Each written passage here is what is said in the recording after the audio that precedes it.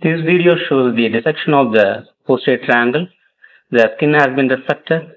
This is the platysma muscle. This also has been reflected to expose the posterior triangle. The boundaries of the posterior triangle. Anteriorly, it is formed by the posterior border of the sternocleidomastoid muscle, and posteriorly by the anterior border of the trapezius. And the apex of the triangle is formed by the meeting of the sternocleidomastoid and the trapezius above. The base is formed by the middle one-third of the clavicle. Then in the floor, here we can see the splenius capitis, then levator scapulae, then scalenus posterior muscle, then scalenus medius muscle. So these muscles form the floor of the posterior triangle from above downwards. Then here we can see the cutaneous branches of the cervical plexus, which forms the contents of the posterior triangle. This is the greater auricular nerve, which ascends towards the auricle, and this is the transverse cervical nerve. This is the lesser occipital nerve.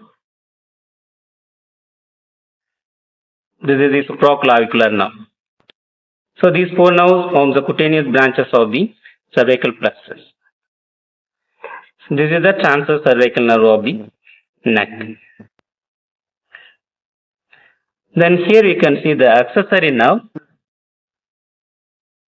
which lies over the levator scapulae muscle and goes and supplies the trapezius muscle. And here we can see the branches of the cervical plexus. C3 and C4 branches of the cervical plexus, you can see here. And below that, here we can see the dorsal scapular nerve. This nerve is the dorsal scapular nerve, which lies over the scalenus medius muscle. Then it passes the scalenus medius and goes and supplies the rhomboides major and minor muscle.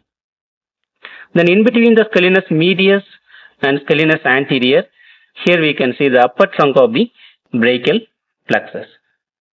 So this forms the contents of the posterior triangle.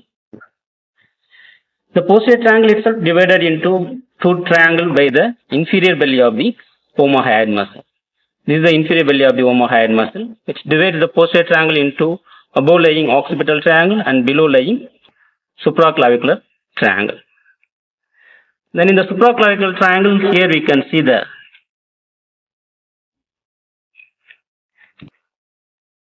transverse cervical artery. So this is the transverse cervical artery which lies in the supraclavicular triangle. These form the contents of the posterior triangle.